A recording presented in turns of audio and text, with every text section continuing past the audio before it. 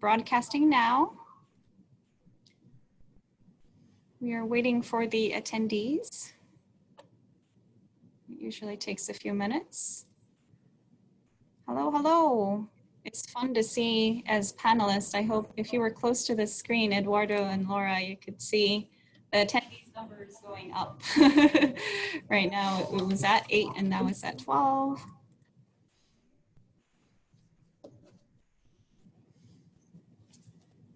Wait. 20 now. Oh, great. 22. Hello, everybody. Hi from Sake School. We're going to wait a few minutes until everybody has a chance to join. We hope you can see Eduardo Dingler's screen. That's the one that you want to pin.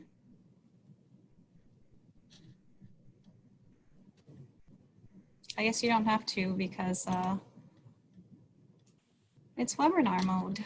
Sarah just did Hi, Sarah. seminars for Sake School on how to market sake. It's a sake marketing 101 says hi. Ida Vong, who is our new sake specialist for mutual trading. For those of you who are new to Sake School is a subsidiary company of Mutual Trading Company, which is a Japanese food, beverage, and non-food importer and distributor.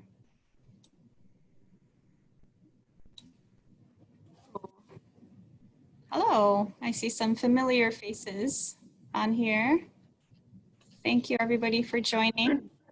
I'm Sachiko from Sake School of America. We're just giving people to join for a few minutes before we start.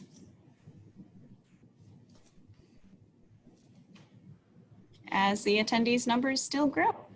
So we are at 28 attendees right now. 32. Oh, really? Mine says 28. We have Toshio Ueno, the founder of Sake School, here as well. Hello.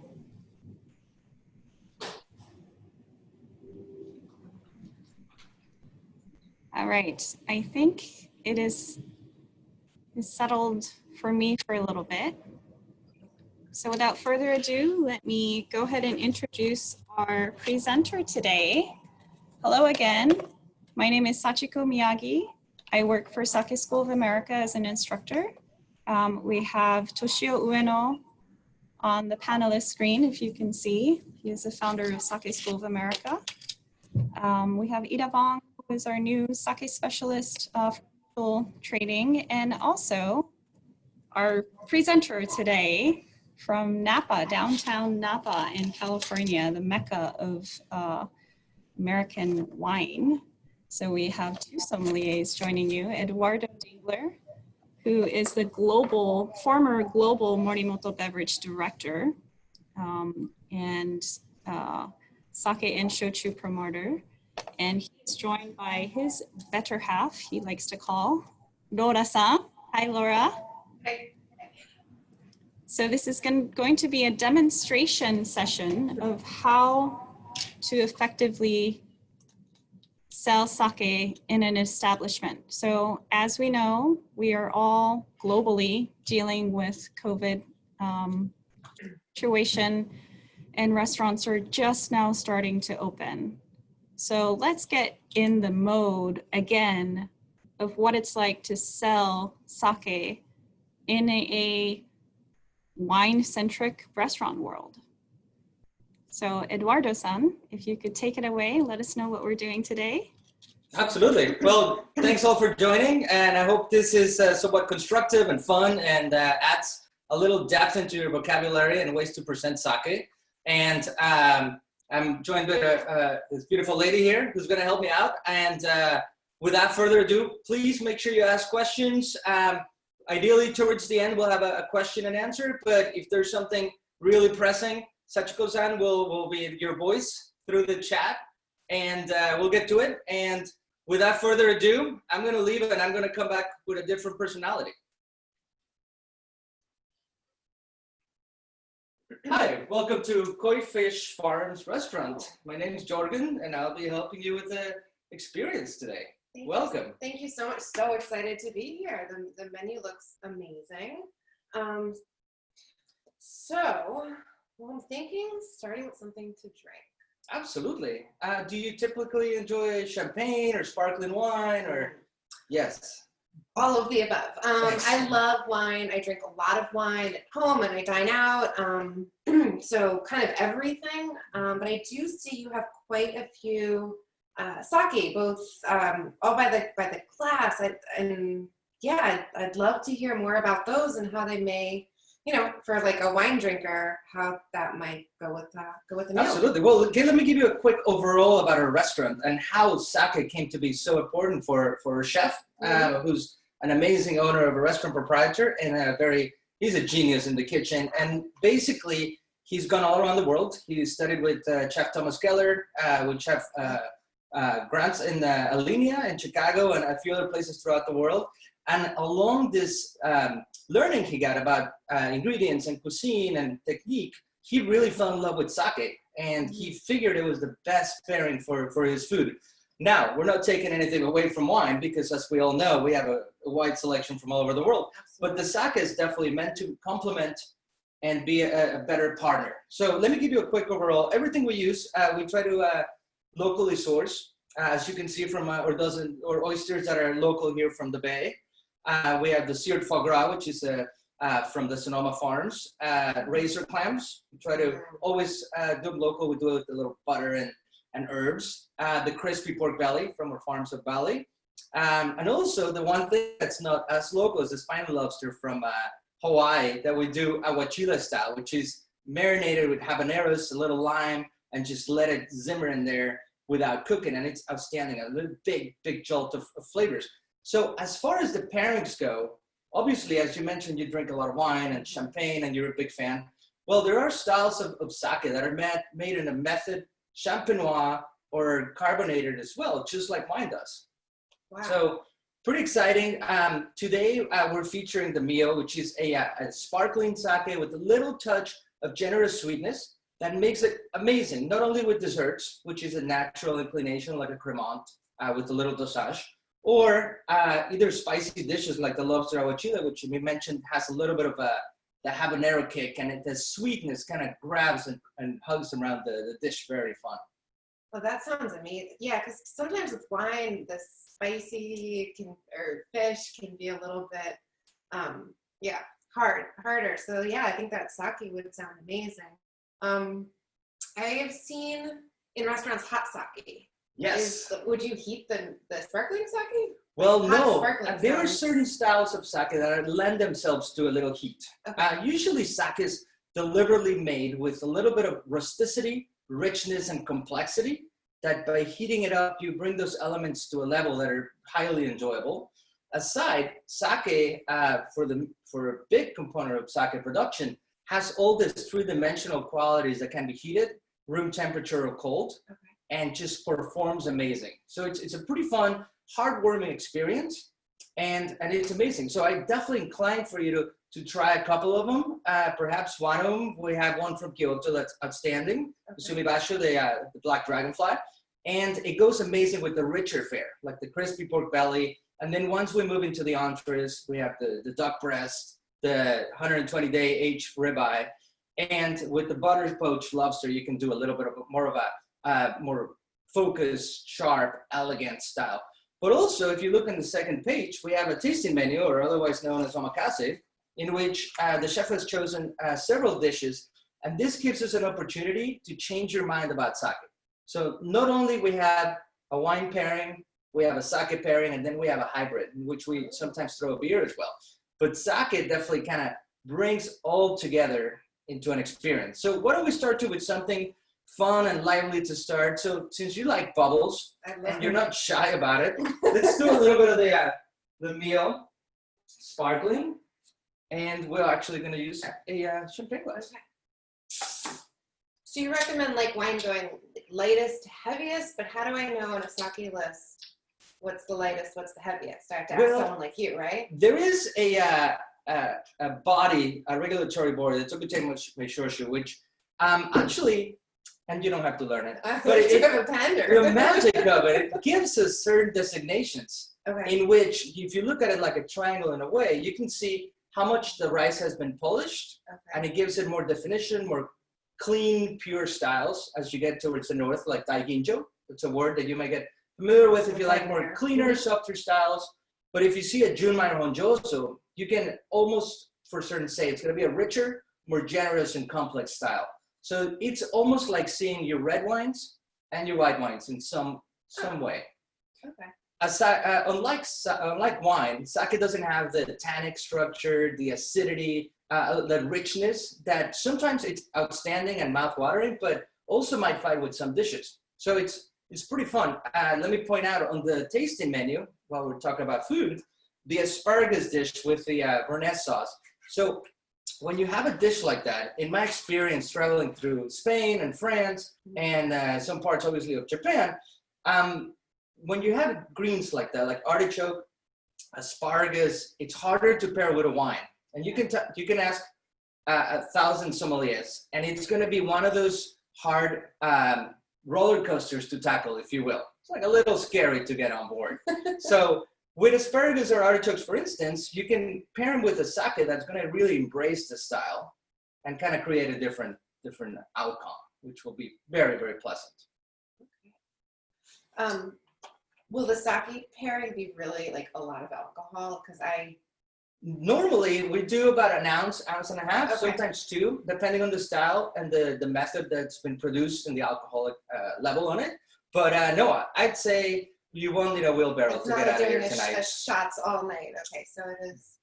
It's a pretty gradual with the 7 courses. You get a little bit. It's just the average of a few glasses of wine. Okay, great.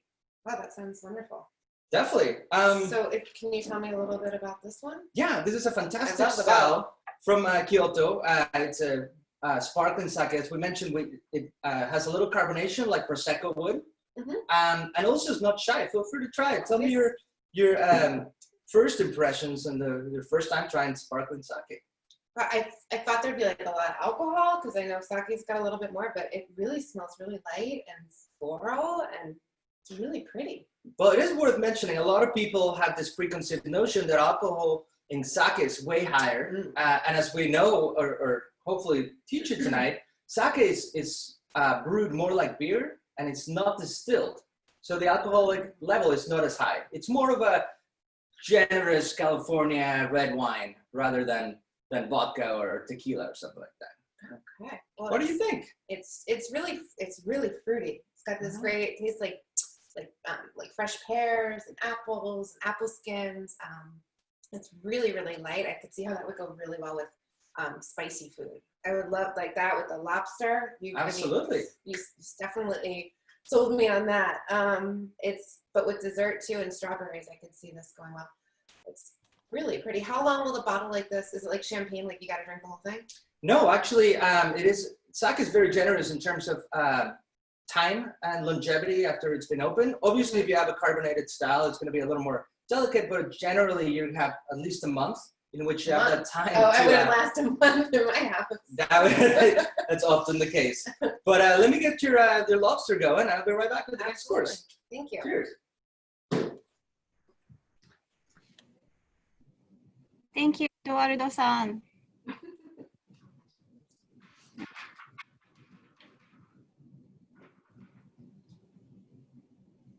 It's a lobster with chili, so you can enjoy. Beautiful. And then we'll get you moving into the next course. Great. Well, this looks fantastic. I can tell immediately with the heat and the butteriness, the lobster, the acidity of this would just cut right through that and just keep you wanting eating more and more and more. Exactly. The idea is to be like a fire extinguisher to the heat. Yes. And just makes your mouth water and wake up all the senses, if you will. So glad you enjoyed it. Great. Thank you.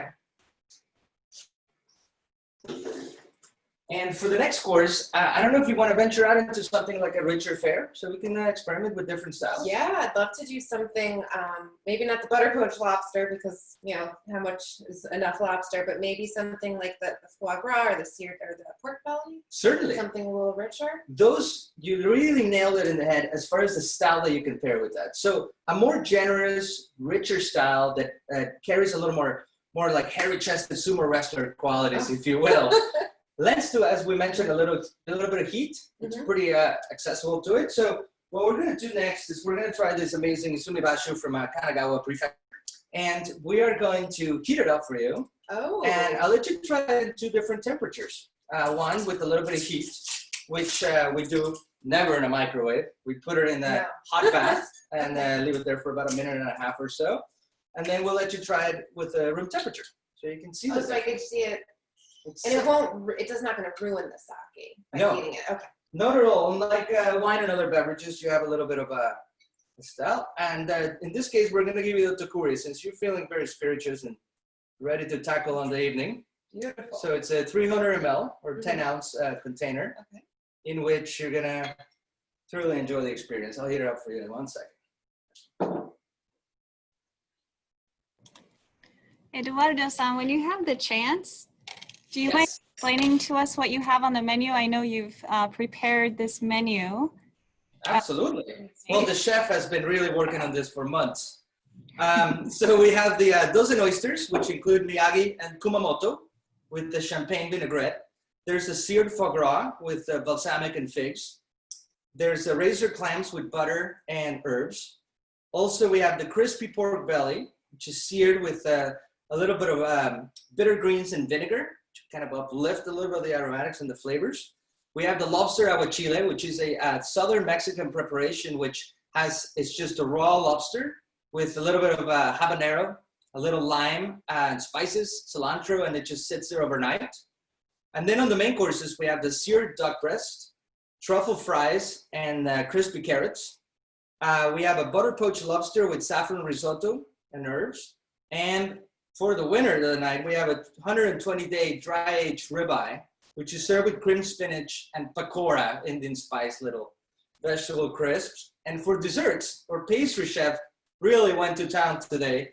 We have a tres leches cake, which is extremely just overindulgent with a lot of richness and sweetness, the milky qualities to it. We have a hazelnut flan, which is outstanding with some of the selections, and a coconut mango ice, like sort of like a shaved ice, like a Hawaiian style. Aside from the tasting menu, which includes a couple other dishes like the asparagus with béarnaise, and a couple little amuse by chef, kind of like an intermezzo to clean the palate and such. So pretty exciting. And now, ma'am, we'll get to your hot sake. So this is a more traditional way to serve it too. Yeah, so there's 2 things about sake. Some people see it as a little barrier and kind of get scared because of the glassware.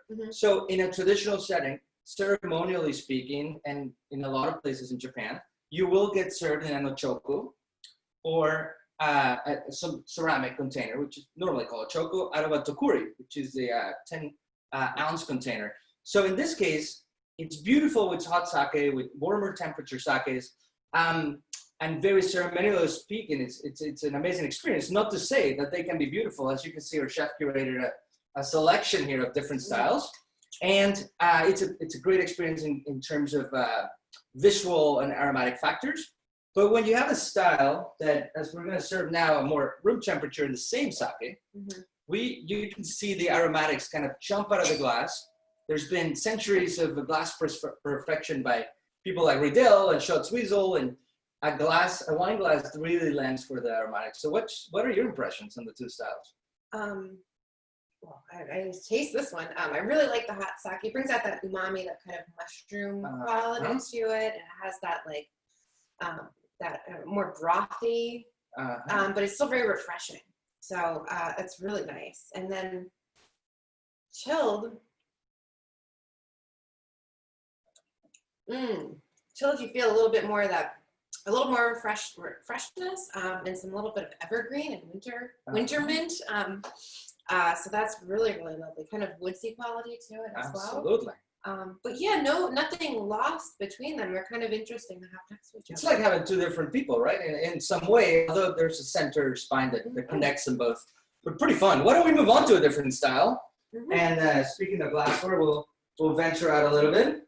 And let's try with this Mutsuhasen, which is a fantastic sake. I just got introduced to it by a great friend of mine, Ueno-san.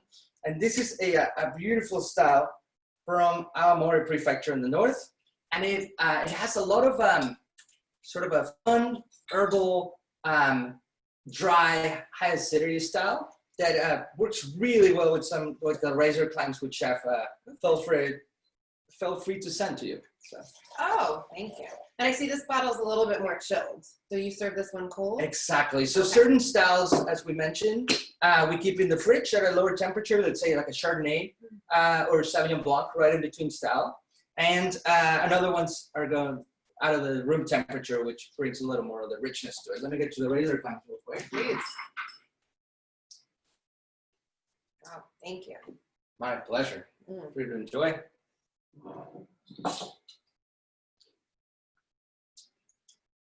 Has a nice like citrusy orange peel, really fresh. It's a different fruit than the other ones. It really has like a tangerine or a satsuma kind of flavor to it. I love that. Really pretty. I love in a Sauvignon Blanc kind of glass too. So that really works. Absolutely. Quite a That celebratory that in could some replace ways. my weekly Cloudy Bay for sure. Wow. Glad you enjoyed it. Yes. Thank you. So moving on to the menu, I don't know if you have more questions or you'd like to explore something else. Well, I don't know. I mean, if there's anything else, well, you have all this time to teach me these things. Is there anything else that I absolutely shouldn't miss while I'm here? Well, I do want to explain and make a big emphasis about sake. Sake can be very varied depending on the methods of production that are used, but also regionality. It has a big signature, a big stamp on where it's made. Oh, okay. So as we mentioned, Kanagawa style, which is a little richer, more rustic, plain artisan style, if you will. Places like Niigata can be more clean, soft, silky. And then there's other places like Toyama Prefecture, which I want you to really enjoy this one. This is a beautiful segue into the main courses, kind of a cleansing of the palate. Okay. And this beauty here is called Aneya Tsubasa, and it's a Jumai Daiginjo. So as we briefly explored the different grades of sake, this is a higher percentage of polishing out of the grain of rice. Mm-hmm. And I want you to enjoy it because it's really beautiful, floral. It's got a different take on it and really, really fun. And what would you pair with something like this? I would certainly go into like the oysters, something more clean. Also an occasion or chef will play a little bit with sashimis and things like that, crudos, paying homage to like a Southern Italian style or Japanese. And they give this kind of beautiful essence of the sake that pairs greatly. And it's more gentle in a way. Uni, all day. When uni is fresh, we definitely go to town on uni and abalone as well. There's a salinity to this. Is it near the ocean? Yeah, it has a little bit to do with the interaction and the water that is the source, which is a big indication of the style of sake. Wow, definitely. There's a minerality to this. It's not. I wouldn't say it's fruity, so it's definitely more that dry. Like if you were to compare this to a wine, what do you think it'd be more like? Wow, this to me would be more of a Bordeaux Blanc or a Loire style of Sauvignon Blanc in some ways, without too much acid, but an elegant, pretty kind of Hello Kitty quality to it. Oh, in a feminine style. Sure. So it gives those florals. It's not aggressive, let's say, teddy bear style. Another thing I wanted to mention, because I hope you join us again, and when you have a big party with you, we can explore into larger format bottles.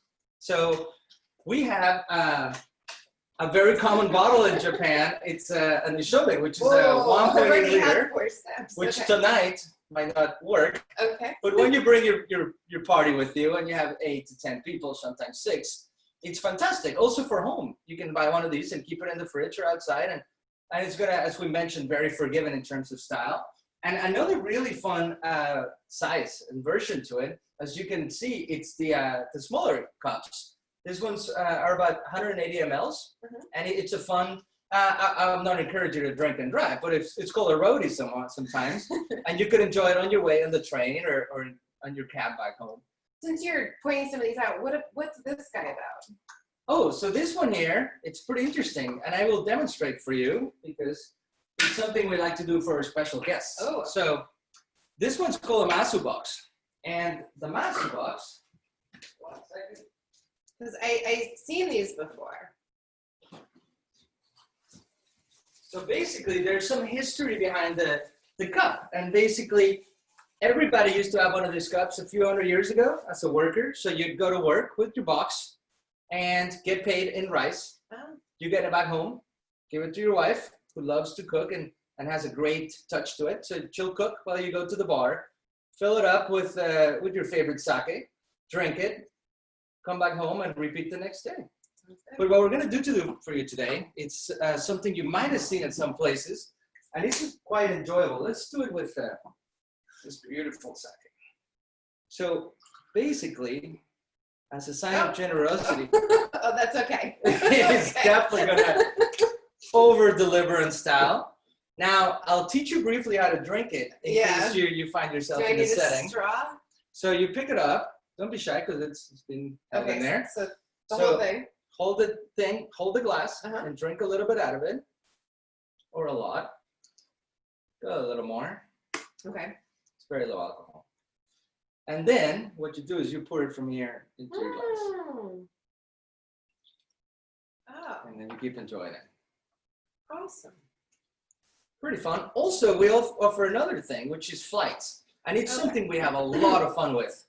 We, aside from wine flights, which you see everywhere, wine bars and such, it's a very big category for us, very big mover. So, for instance, you will have all these 4 sakes that you've tried in a 2.5 ounce pour. So you get to, it's like playing in an orchestra. You have every instrument to go back and forth and taste with and find your true favorite sake. That sounds like a great way to learn all this stuff, because it is a lot, and it is they're all delicious, but that would be so cool to have them all lined up. Yeah. Absolutely. Wow. Well, I'm very thrilled you joined us and Thank you decided to venture so out and much. really Yeah. break down the wall that sake can be. And yeah, we'll hope to see you very soon. Absolutely. Thank you. Cheers. All right. All right. Cheers. Cheers with water from Hi. the desk. お疲れ様です. Cheers. Yeah, cheers. Thank you. Yeah, maybe a little bit further back for the bottles might be good. So we have an attendee who has had his hand raised this whole entire time. So I'm going to unmute him and see if we can hear his question. Oops, sorry. Let me try to do this. I lost him. Evans. Oh, Evan Thorne. Yes. Oh, you know, And legend. I don't know why. Love that guy. My hand was not raised on purpose. I hit it on Oh, okay. But konnichiwa and thank you, Edo-san. Konnichiwa. I'm so glad you joined us, Evans. Yes, Quite a treat. thank you so much.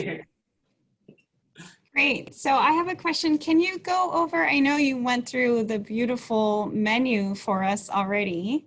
Can you maybe go through the 4 different styles that you went through and what you paired it with and why, like your points, what really made the decision for Absolutely.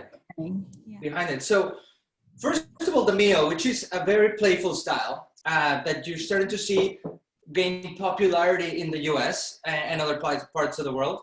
It's a carbonated style. So as we know, there's agua sake, which is a method champenois designated style of champagne style sake. But this one, in this case, is playful. It has a little bit of carbonation and is not shy on the sweetness. As Laura mentioned, there's a lot of fruit forward qualities, which are amazing. Just imagine you're drinking a Riesling, like a Spatlese or a Trockenbeeren Eisglese in style. And you can pair it with like a green papaya salad with like really a lot of heat. You can do, as we did today, the lobster aguachile, which has habaneros and lime.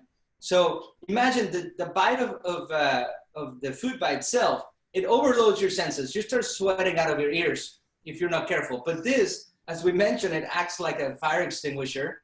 The sweetness kind of interacts with it very well.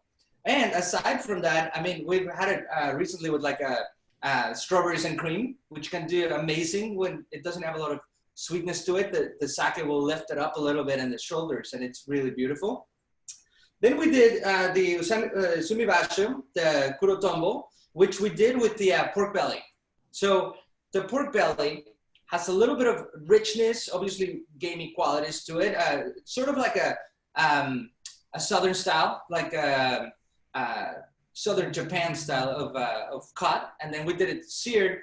We did the bitter greens and the vinegar. So it kind of has a lot of things going on for it. And the kurotombo kind of has this richness, kimoto gift that it gives it because of the method of its production. And it has more spice, more richness, broad shoulders. So it stands up to the bowl. It's like two bowls about to fight, but they end up just hugging because they're really, really just meant for each other in a way. And then we did the Hanaya Tsubasa. The kurotombo was served two different ways, yes? Yes, so we did warm and cold. And it's actually a fun interaction with the same dish because you have you just have a different character. Imagine like a movie. So you have Robert De Niro and Al Pacino, right? Playing in like Heat or Casino, or whatever movie you want that will both be there, right? So in some cases, when you have it hot, then it's more Al Pacino coming up, but very, very well. And when it's cold, it's more like a De Niro character coming more up and bring a little more spice and richness to the role in the movie. So basically, I really recommend the sumibasho with richer fare, but that has a little bit of zing to it that will really make it showcase very well with both, if that makes sense. Yes, thank you. Awesome. Then we did the mitsuhazen, which is a beautiful, the awamori style, a little more, I find some herbal, some dryness to it, an elegance to it that's pretty fun, which we did with the razor clams. And when you have the buttery and herbs quality, you're playing, it's like a dance between two savory dancers. And it really kind of collects all the richness of the butter and the texture of the clams with the style from the region, awamori, which is known for a lot of richer fare as well too. And it kind of uplifts both styles and brings them together. So that is really, really cool for me to hear because, of course, Ueno-san sent you these and didn't say anything. So Eduardo is going through this purely from taste, and yes. Which is so cool to me because Mutsuhasen Isaribi that you have there with the blue label on the very left for everybody that's watching it, the little lights on the top is from squid fishing. So it's at night when the boat goes out into the ocean and it comes back with all this cuttlefish and like amazing seafood. So it pairs really well with exactly what you're saying, which is really cool to see always with professional sommeliers of your caliber that can just... I would say professional. We just drink it. Drink and then through. you're gonna store away all those feelings that these pairings give you when you kind of just put them to use every once in a while, which is super rewarding.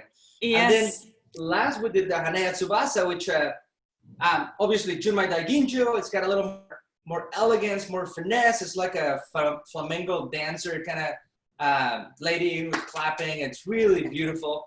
And for this one, we suggested like a crudo or something lighter in fare, where it has a little bit like, ideally I was gonna do the butter poached lobster, but I didn't want to be too redundant with it. But the oysters work out amazing because the oysters have this salty, mineral, sweet, salty component to it that when you bite into like a bigger oyster, like let's say a Kumamoto oyster, with lightly dressed with champagne dressing, with champagne vinaigrette, it just brings out the zip to the party. And this one just kind of holds it like a baby. It's really pretty.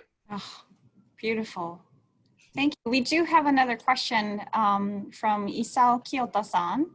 So I'm going to read it for you. It says, since we are still in the stay home and trying to promote sake to drink in our house, not only in restaurants, what kind of regular food, home food, home will you Yeah, sorry, the recommend chef went a each? little too crazy with his dishes, and that was not Would the you point. would you But recommend for these for us at sakes? home, lately, I'll tell you from our experience, barbecue. If you have a favorite barbecue joint down the street from your house, a style like a kurotombo, it's amazing because it'll stand up to the spice and the heat and the sweetness, the gameness to it, especially with like brisket and ribs. Another thing we've been doing a lot, well, we've been pairing everything with sake, of course we have, but Mexican food like tacos, just regular tacos, onion, cilantro, a little bit of salsa, do amazing with the meal, or a style like the hanea, where it has a little bit of like that touch of delicate notes to it.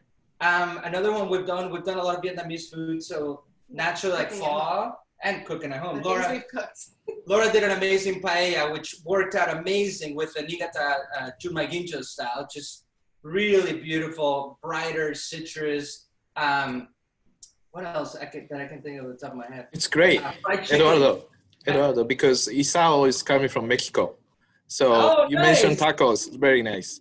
Perfect. Yeah, I didn't know that. Yeah, so tacos all day, and actually we've done a couple events, Napa very successfully with over 100 people showed up, which was a tacos and sake night. And we had kind of like a slightly gourmet style taco truck that came over, and we just opened a bunch of it, shoved in, and had a big party, and it worked out really well. So it's a natural, I'm Mexican and I love sake, so I figured tacos and sake, it's gotta be. I know, sorry, I didn't do a very long introduction of Eduardo-san, but he is that's okay. bilingual, and you wouldn't guess that he's from Mexico, living in Napa. In the other room. Yes, yes. Thank you, Isao-san, for the question. I think we're all good now. I want to mention, though, that we just secured another slot, a session with Eduardo-san in 2 weeks, same time, Tuesday. It'll be on June 9th, Tuesday at 3 p.m.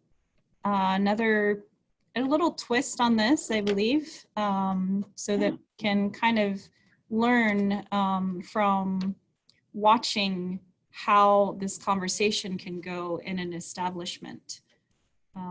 Do you have any last remarks or anything that you want to go over, Eduardo-san? Well, thank you so much for the opportunity. For me, it's not always sharing what I know, but learning from everybody as well. And as I always love about sake, it's like you cannot know everything, but you can always just keep expanding your vocabulary. And thank you for joining us. This was a lot of fun. Hopefully shed some light on some people, and at least it was fun. And I know it's a big deal to make some time out of your day.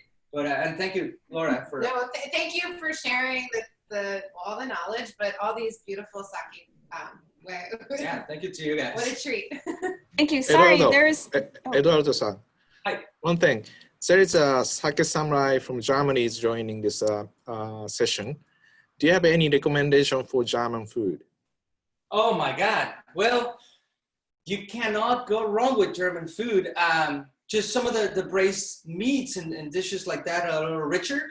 But you know what? The best thing to do, turn in a soccer match, because they're going. The Bundesliga is going on. So just grab a couple pretzels, warm pretzels, and sit down with different sakes. As you know, they're an amazing pairing. So that would be my best idea if I was right now in Germany. Just turn on the TV, start rooting for your favorite team, and grab some pretzels and a lot of sake. Yes. Evans Horn says lactic quality of sauerkraut is awesome with sake. Yes, and he definitely knows that. We agree. Absolutely. Also, we have another question. Sorry, I was like, oh, no more questions. We are just gonna prepare keep them coming. we have another question. I think it's from Atsuko-san. What? Sorry, she says, what might you suggest for sipping? I might unmute you, Atsuko-san, so you can ask the question yourself. Oops. Allowed to talk. There you go. Atsuko-san, Can you hear us? I'm going to unmute you. Oh, you've met Atsuko Kanai from Yes, trading? I Yeah, believe so. it's her question, so I'm trying to get to the bottom of it.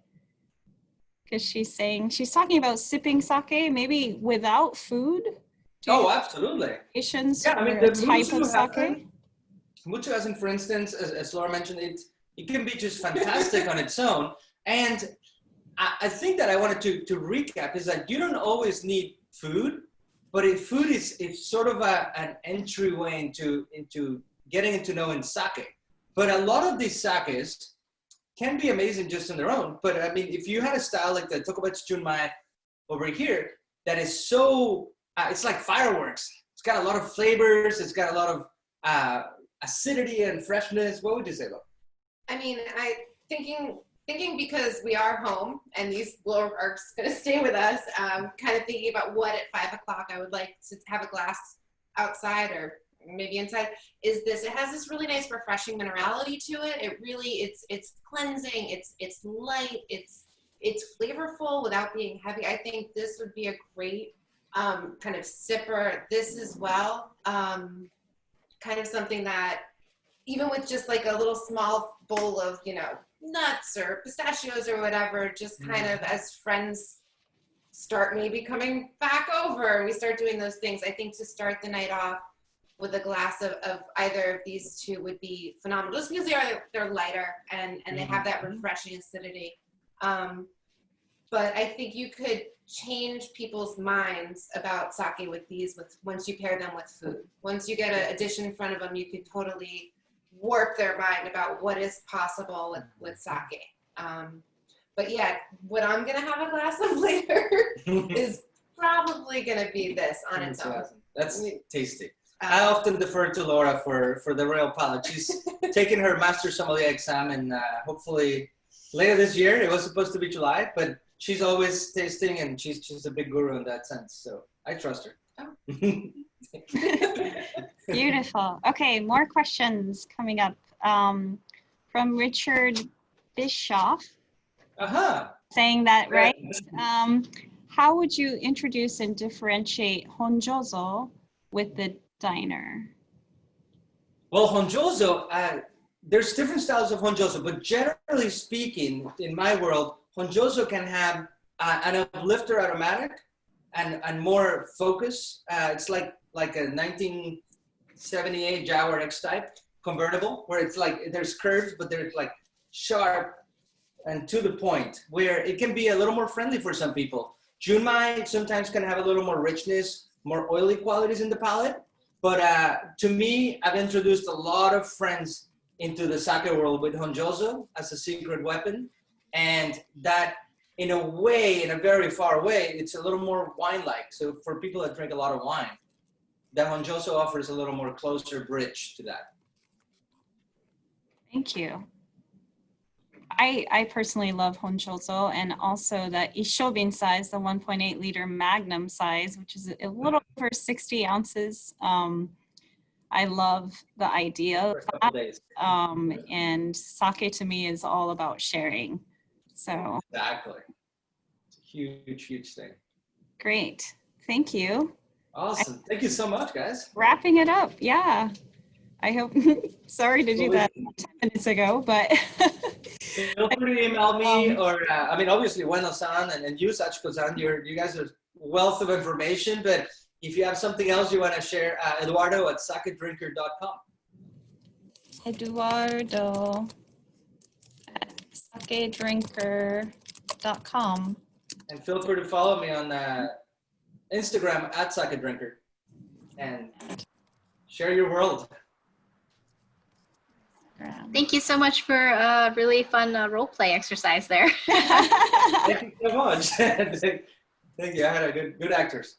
Yeah, Oh, yeah. He serves me dinner every night like this. So this is just what I'm doing. And Can we make a what's on that reservation? menu? Yeah. Yeah.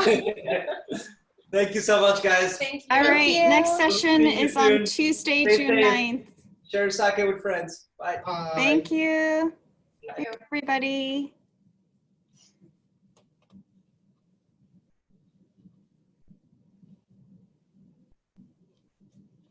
Isn't he amazing? Yeah.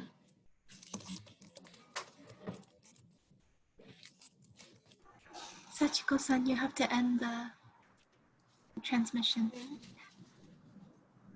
I was gonna write the, okay.